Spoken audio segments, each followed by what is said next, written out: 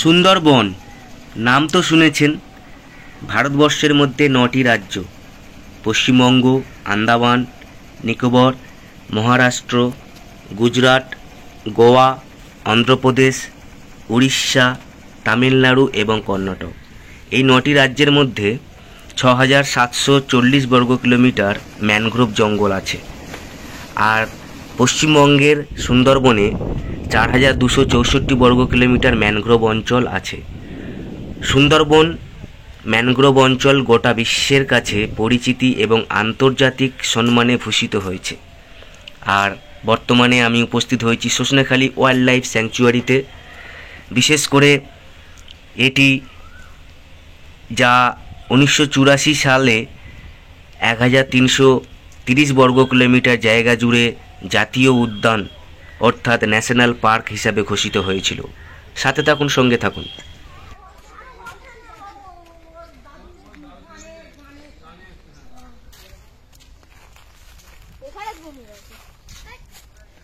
না না, এখানে কচ্ছপ আছে,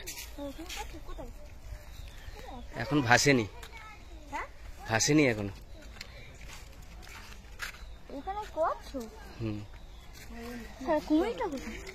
কুমিরের সামনে আছে, চলো সব দেখতে পাবে। ওয়াচ টাওয়ার ওদিকে আছে। না, লিফট নেই, সিঁড়ি।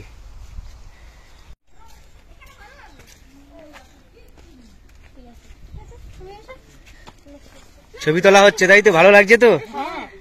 ঠিক আছে, ছবি তুলে নাও। সামনে আমরা যাবো আরো কুমিরের পুকুরে, কুমির দেখতে, তাই তো? না, আমরা সামনে যাবো তো। সজনেখালি স্যাংচুয়ারির সামনেই গোসাবা দ্বীপ এবং সাতজেলিয়া দ্বীপ। আর এই দ্বীপের আবাদের শেষ প্রান্ত। শুধু সুন্দরবনের জঙ্গলের মধ্যে জীবজন্তুদের বসবাস। আর বর্তমানে এটি একটি ভয়ঙ্কর জায়গা, দেখতে পাচ্ছেন। সাথে আমরা এসে পৌঁছেছি, আপনাদের সম্মুখে তুলে ধরব বেশ কিছু ভয়ঙ্কর জায়গা, যেখানে বাঘের ভয়ঙ্কর আস্তানা বা বাঘ শিকারে বসেছে, সেই সমস্ত জায়গাগুলোকে তুলে ধরব। সাথে দেখতে পাচ্ছেন সুন্দরবনের সজনেখালি স্যাংচুয়ারিতেই ভ্রমণকারীদের থাকার জন্য এখানে বিশেষ করে 1984 সালে সুন্দরবন চিতল পর্যটক আবাস তৎকালীন মন্ত্রী পরিমল পাত্র তিনি উদ্বোধন করেছিলেন। আর সেই সময় থেকেই জঙ্গলের বাদাবন, সুন্দরবনের বাদাবন, যা বর্তমানে বিভিন্ন প্রজাতি ম্যানগ্রোভ আমরা পরিলক্ষিত করতে পারি। আর এই ম্যানগ্রোভ জঙ্গলের ভিতরেই সুন্দরবনের বিভিন্ন প্রজাতির জীবজন্তু বিশেষ করে বসবাস করে। আর এই সুন্দরবন রক্ষার পেছনে সুন্দরবনের রাজা রয়্যাল বেঙ্গল টাইগার প্রতিনিয়ত কিন্তু আছেন। তার সম্মুখেও এখানকারের অনেক অফিসার এবং অনেক কর্মীরা পড়েছেন। তথাপি বিশেষ কিছু বিষয় আছে এই ভিডিওর মাধ্যমে আমি তুলে ধরতে চাই, যে দুটি জায়গা যেখানে বাঘে বারবার এসে সেই পুরাতন সময় থেকে অনেক বাড়ি শিকারে বসেছে বা তার আস্তানা করেছে। এটি একটি জায়গা বাঘের আস্তানা হিসেবে পরিচিত।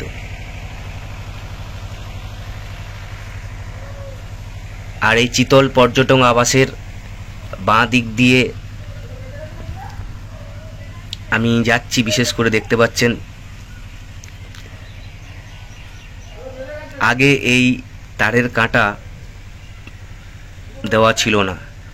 এটি একটি জায়গা ভয়ঙ্কর ভাবে পুরাতন সময়ে এখানকার কর্মীরা উল্লেখ করছেন এখানে বাঘে আস্তানা হিসেবে পরিচিত।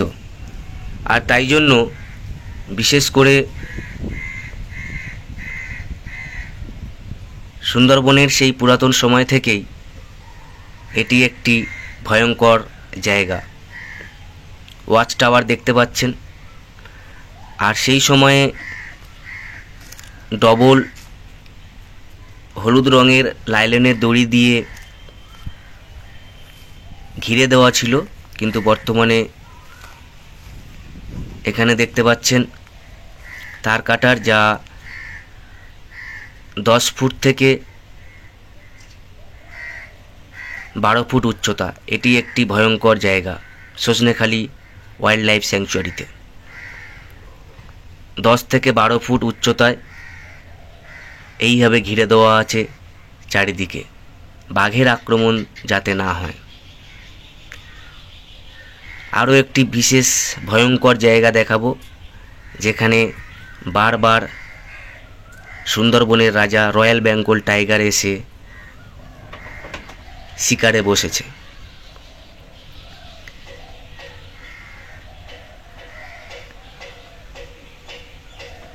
বর্তমানে 1987 সালে ওয়াইল্ড হেরিটেজ সাইট হিসাবে বিশ্ব ঐতিহ্যময় স্থান হিসাবে বিবেচিত হয়েছে এই সুন্দরবন।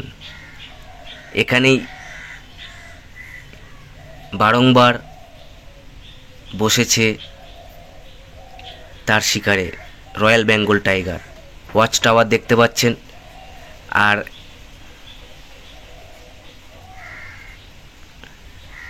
ভয়ঙ্করভাবেই ওত পেতে থাকতো এখানে রয়্যাল বেঙ্গল টাইগার। সুন্দরবনের রাজা রয়্যাল বেঙ্গল টাইগার। বন্ধুরা, এই ভিডিওতে তুলে ধরার চেষ্টা করলাম 3টি জায়গা যেখানে সর্বদা রয়্যাল বেঙ্গল টাইগার আস্তানা হিসাবে এবং তার শিকারে বসার হিসাবে এখানকারের কর্মীরাই তারা বিবেচিত করেছেন। ধন্যবাদ সাথে থাকার জন্য, পাশে থাকার জন্য।